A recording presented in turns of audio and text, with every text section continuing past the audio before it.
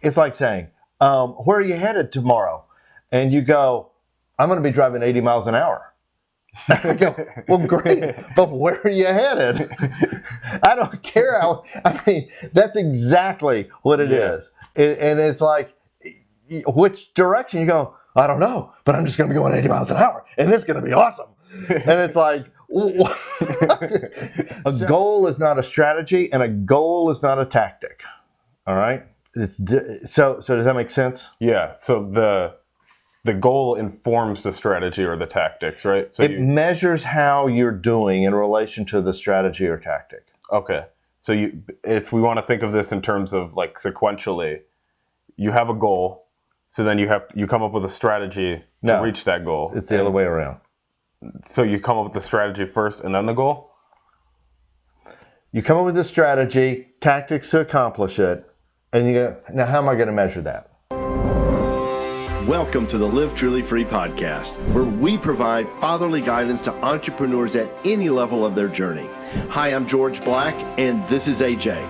Are you ready for this week's adventure of building great companies and discovering the Live Truly Free lifestyle for entrepreneurs? Awesome. Let's get started. Do I start? Yeah. Okay. Hey guys, I'm George Black, and I've helped guide 19 companies to like a combined $1 billion in revenue, 5x growth. But now I help guide entrepreneurs to focus their passions, build great companies, and live truly free. AJ. And I'm AJ. I'm a startup entrepreneur here, and I've just recently met George, and he's helping guide me through my startup journey.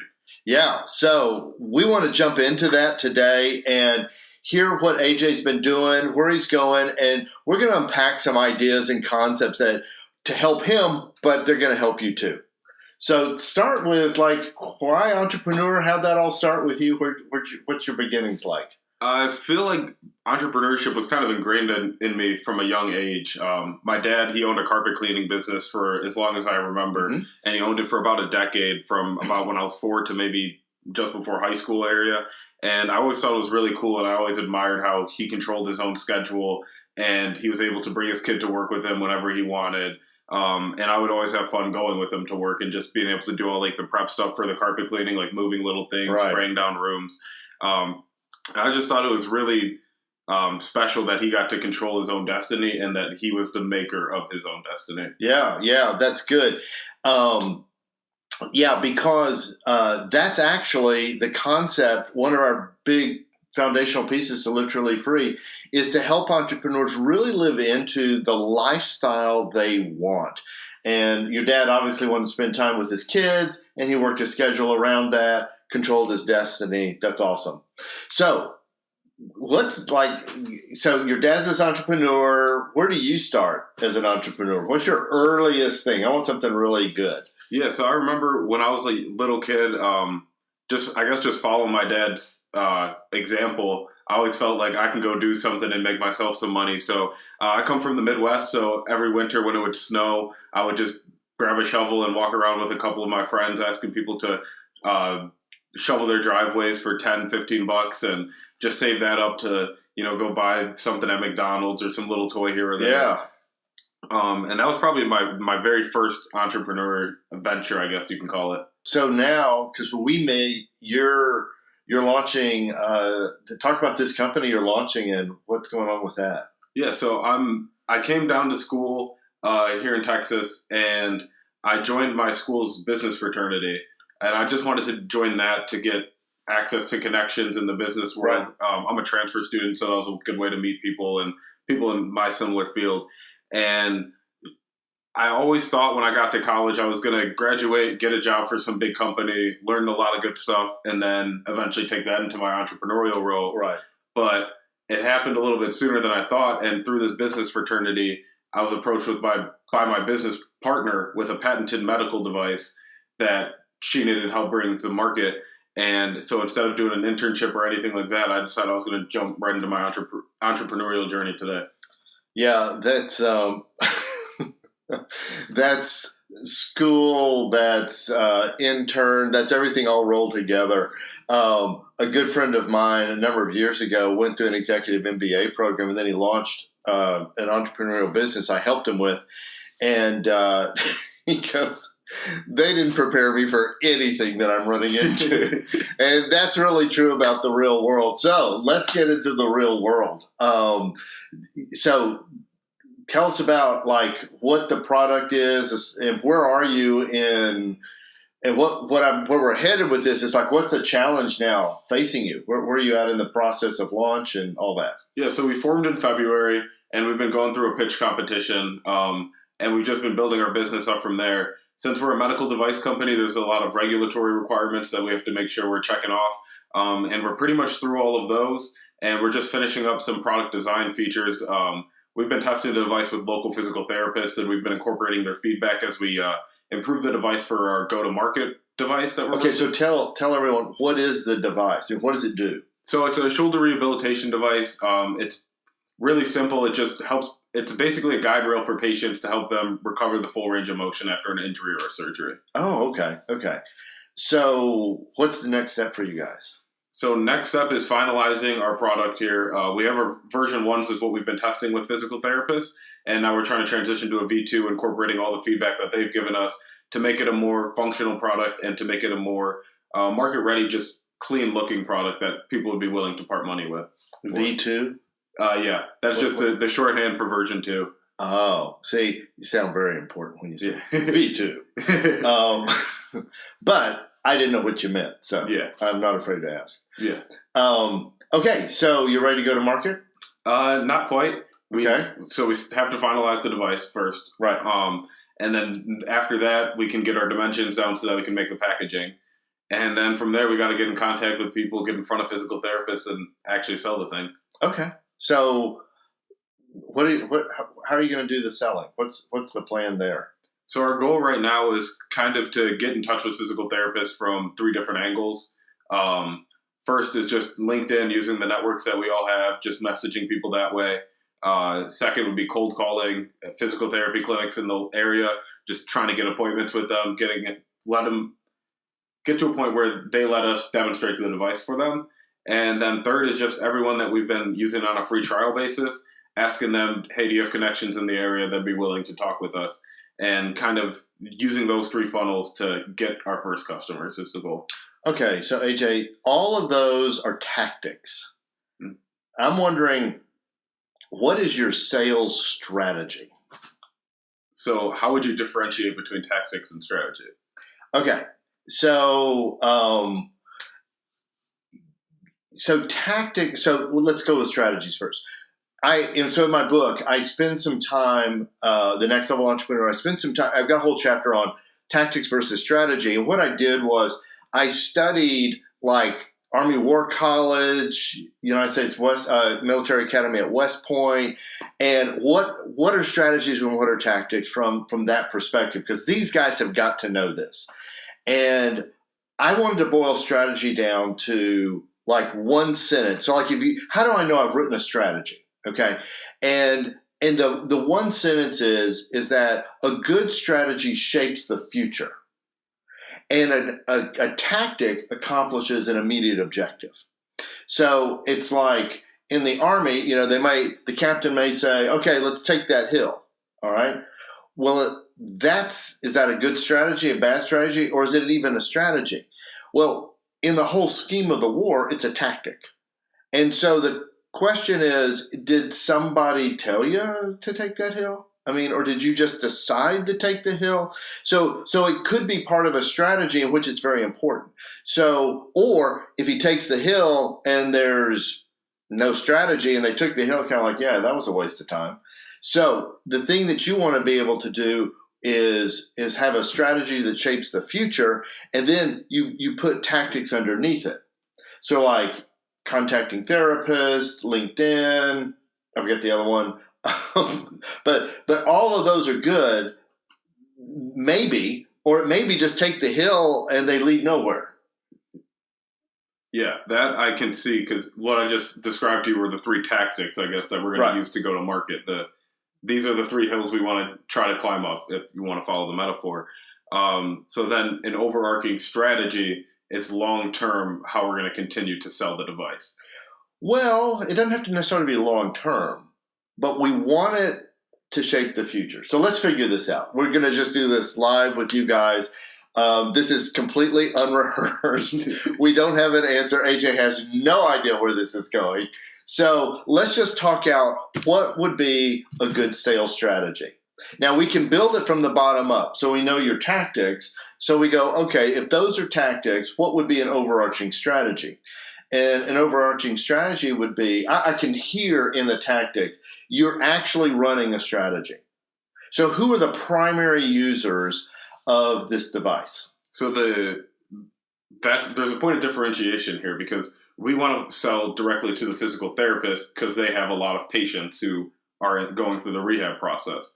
So the actual end user is the patient, but our customer is the physical therapist.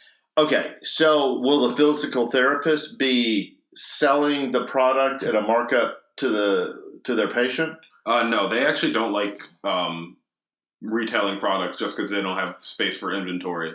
So they'll buy it, and then when a patient comes to their physical therapy with their bum shoulder, they would incorporate our device as part of the rehabilitation process. Oh, so the patient will just use the device at your, at the therapist's office? Yes. Okay. And then our goal long term, or in the short term as well, is the patients will use the device, they'll feel the benefits from it, and then their physical therapist will recommend that they purchase one for their home use, just to continue reworking that range of motion and making sure, or giving you a chance to avoid a re-injury, because shoulder injuries do happen very frequently, especially with the same shoulder. And your customer is the therapist. So one of your strategies is to go after therapists. Yes. Okay. And so how do you reach a lot of therapists at one time? That is a very difficult question you're asking me, and I actually don't have the answer to it at this point, because especially with medical devices, physical therapists, they physically want to see the device that they're going to be administering to patients. So just going online and targeting ads anywhere to a physical therapist really isn't going to generate sales for us, because they physically need to see it. So we're very reliant on traditional sales channels, and our best way of going about getting in front of as many physical therapists as possible is having a larger sales force that they work on commission, going out across the country selling the device for us. Okay. That's a strategy. Okay. So you just said a strategy. So one strategy is like you can hire a big sales force, commission, go out across the country and go call one-on-one on therapists. Okay. That's going to be super expensive. Yeah. And maybe it produces results. If therapists could find out about your product, and then once they know about it, you could target them or they could come to you. In other words, I would suggest, and so by the way, guys, a strategy you don't necessarily have to know how you're going to accomplish the strategy. The tactics are how you're going to accomplish the strategy. And so I can clearly tell you one strategy, if this were my company, one strategy I would want is I want a strategy that's going to allow me to connect with a lot of therapists in a quick way. All right. And so I want to look for therapist groups. I want to, maybe because you had mentioned LinkedIn, there's got to be associations. Also, therapists, like, they're not one-off shops. So in other words, it could be I'll call it Therapist Inc. And they've got a little franchise here, and here. So if I could go up to the mothership and get these guys buying, it runs out to all of the offices. Yeah. So I would say a strategy and writing the strategy is very important. So as I'm saying that, I'm just going to kind of give you the words, the concept, not the way I would actually say it. But I would look for a strategy where I could reach a lot of therapists very quickly and get out what I want to accomplish. I don't want to sell them a product with this strategy. What I want to do with this strategy is make them aware of the product. Yeah. So if I could get a lot of therapists really quickly aware. So Let me see. I'm going to just do this off the top of my head. Usually I sit there with the computer and I just write it out a few times and I'll to get it. But I usually want some kind of an action verb. Okay. So make therapists aware of the product on a mass scale quickly. All right. And so then I'd put tactics underneath that. Now then I can have another strategy that goes alongside that. So if once I've got some interaction, so I want to build an audience of therapists. That's another way to say it. Yeah. And if I can build an audience of therapists, then I can have a much more targeted sales approach, because you're still going to have a tactic of a one-on-one connection. Yeah. So you've got one strategy where it's like build an audience of therapists, okay? And then a second strategy would be target that audience with direct sales. Got it. So you're saying that my goal isn't to get in front of a physical therapist to give them for them to give us the opportunity to sell them the device. You're saying we need to create this audience of physical therapists who are already interested, and then they come to us, and then once they came to us, then we can send someone out to actually demonstrate. Maybe. But I got to correct something here. You got to straighten something out here. So you said the goal. Well, all right. So let's talk about goals. Goals are actually, you play basketball, I happen to know for a fact. Yeah. And how do you score points in basketball? There's a multitude of ways. Well, just give me the basic, what has to happen to score a point? You shoot the ball and you put it in the basket. The basket what? The basketball? What's the basket called? Isn't it a goal? Yeah, it's called the basket. But. The basket, okay. All right. So like in soccer, you have a soccer goal. Yeah. Right? In football, you have a field goal. All right? You also have touchdowns. So those are goals. All right. So a goal it's a metric. All right. So in basketball, if you score enough baskets, then every time you score a basket, you're getting a certain amount of points. And, if your goal was to score 20 points, then you score, or 20 baskets rather, then, you make 20 baskets, you hit your goal. A goal is not a strategy, and a goal is not a tactic. All right. So does that make sense? Yeah. So the goal informs the strategy or the tactics, right? So it measures how you're doing in relation to the strategy or tactic. Okay. So if we want to think of this in terms of like sequentially, you have a goal, so then you come up with a strategy to reach that goal. It's the other way around. So you come up with the strategy first and then the goal? You come up with a strategy, tactics to accomplish it, and you go, now how am I going to measure that? How am I going to know if I've accomplished a strategy? So, let's take something simple. Take the hill, all right? The metric is we're on top of the hill. Okay. Simple measure. Pretty simple, all right? So, if it's build an audience of therapists, okay? I want to build an audience of therapists. Then, and I'm not saying that's the right strategy, by the way. I'm just using this as an example to illustrate strategy.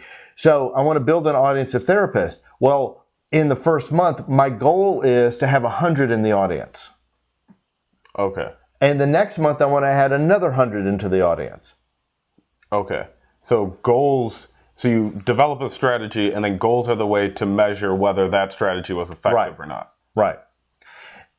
So in other words, so like if you go, okay, we've got a sales goal. We want to sell 1,000 of these devices. All right. And you will end up, here's what most people do. They take that, they think that's the strategy. And so then they develop tactics to accomplish that. Well, I'm going to go hire 10 salespeople to go sell 100 devices. Okay. And that's how I'm going to reach my goal. And it's like, no.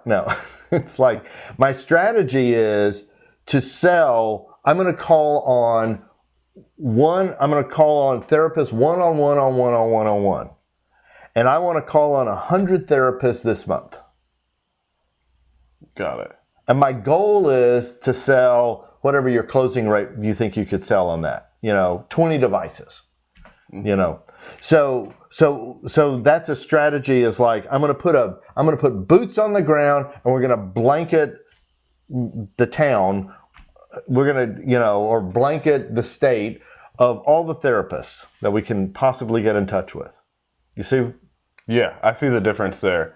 And as you develop that strategy, it should be, so I guess you create goals based on your strategy to measure how it's working. And then those strategies, they should still be in line with your corporate goals, right? Or like why you're in business in the first place, I guess. Okay, right. Okay. So we've kind of backed into this. That's a great question. So you need to know your overall direction. Yeah. And I call it, what do you envision? And we want to be the best medical device company. We want to provide the best medical devices in the world. Okay? So it's huge, it's large, it's big envisioning and all that sort of thing. By the way, I'm not suggesting that. I'm just giving it as an example. Yeah. All right. So then once you know your overall direction, then before you come up with strategies, you're going to have two kinds of strategies. You're going to have strategies that take you out to what I call your next level. So 3 to 5 years from now, where do you want to be? 3 to 5 years from now, we want millions in revenue and selling across the country. Those are all metrics. Yeah. That's not direction. Mm-hmm. So this is, and look, that is the most common answer. I ask business owners all the time, where are you headed? And they go, exactly like that. We want to have millions in revenue. And I go, yeah, that's a great metric. It's not a direction. Yeah. And it's like saying, where are you headed tomorrow? And you go, I'm going to be driving 80 miles an hour. I go, well, great, but where are you headed? I don't care that's exactly what it is. And it's like, which direction? You go, I don't know, but I'm just going to be going 80 miles an hour, and it's going to be awesome. And it's like, so honestly, there's so much more we can get into this. We're going to do a lot more podcasts, all right? Okay, so here's the thing. You got to know long-term where you vision. Then you want to know 3 to 5 years, and then where do you want to be this year? Where are you headed this year? And so what we're really talking about right now is, and with the startup, man, you're not thinking too far out, but you are thinking a year. And so the strategies we're actually talking about are what I call next step strategies that you'll accomplish in a year.